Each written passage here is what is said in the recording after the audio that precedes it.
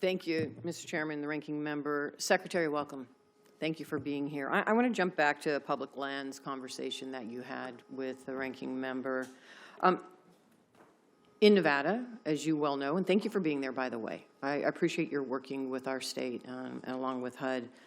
But in Nevada, we support public land sales, particularly in southern Nevada, within the parameters that are set by SNPMA. And I thank you again. You identified SNPMA as a model, and I think it is a model, because the model was created and requires robust stakeholder engagement that really addresses all of the varied land management issues we need to work together, from affordable housing to economic development to addressing our infrastructure needs, our water needs. It's a stakeholder group, and it is important we have that. And the money actually comes back to BLM to the benefit of the lands, the federal lands in the state of Nevada.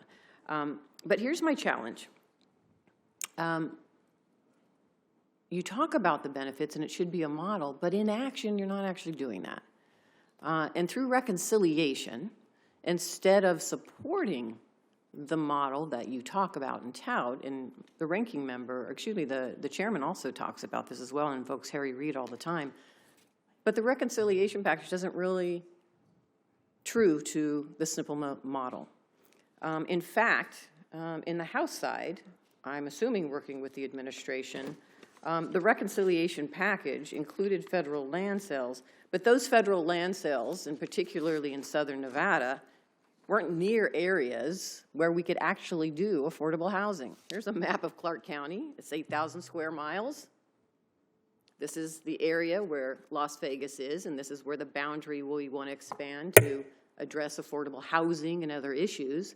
But in the reconciliation package on the House side, the pink areas are the federal land you identified in the middle of the desert. There's no infrastructure. I don't know any builder who's going to build housing in the middle of the desert. It makes no sense. And now I'm hearing there's a proposal by the chairman of this committee, again, to put this back into reconciliation, because that was taken out of reconciliation. It wasn't well thought out and wasn't working with the local communities to figure out how we actually build affordable housing and use the federal lands to the benefit of everybody living in those states. But now I'm hearing that there is a proposal going to be put back into reconciliation to allow the federal government to sell up to 2 million acres of federal land. Is that correct? I understand that there's some consideration of that, but I don't believe that's been formally introduced yet. Okay, and so if you're going to look at selling up to 2 million acres of federal land, and most of that land is across the West, what states will be involved in that process? Well, I would say that if the law passes, you know, what we would do as an executive branch is follow the law. But generically, I think when anybody's looked at land sales, they would look at the states that have been most overburdened by the federal government percentage, and among the top of that, Nevada, Alaska, Idaho, and Utah are among the states that have the highest percentage of federal land. They also in certain states like Montana might be exempted. Not familiar with that or understand why that would be or not be that. And then so who are you working with in my state? If you believe that SNPMA is a model and the stakeholders should be engaged because it makes sense, we don't want something like this where you're selling land that doesn't, it's not going to benefit you because it's not a high dollar value. It's not going to help us because it's not going to build affordable housing. So who are you working with in my state as stakeholders as we look to, as you're looking to sell some of the federal land in Nevada? Who are you talking to? Well, we're not, I got 100 things on my plate, and right now the only activity that we're involved in on a day-to-day basis in Nevada is following the existing law, which is the Southern Nevada Lands Act. But you just said you're going to be selling up to 2 million acres across the West. No, I didn't say that. Oh, you're not going to be selling up to 2 million acres of land, looking at 2 million acres of federal land in reconciliation package. I thought you said you were. No, I think you said that, and I said that that's a understand that proposal may be coming, but oh, okay, so it's a proposal. So as it may be coming, and if it becomes law, who would you be talking to in my state as you look to sell federal land in the state of Nevada? This is a hypothetical about something that hasn't been introduced and hasn't been passed. And It's so coming. I mean, it's going to be dropping here any minute now. We're going to see a reconciliation package. I'm told there's going to be a sale of federal land in it. You can't deny that. Or you're telling me that maybe federal land will not, the sale of federal land will not be in the reconciliation package? wouldn't this be something the Senate would be debating? I would hope so, and that's why I'm asking you, because we have not seen anything. The chairman has it. He has the information. It's behind closed doors. I'm assuming they're talking with the administration because you're going to be taking the lead on all of it. So you're before me now, and that's why I'm asking you the question. So if you don't know, then I'm really concerned, and we should all be concerned across the West.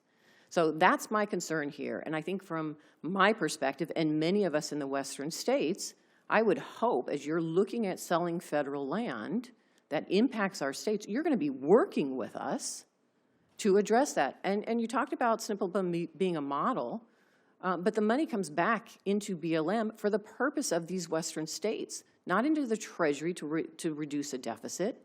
So you're also going to be looking to changing the formula. Isn't that correct?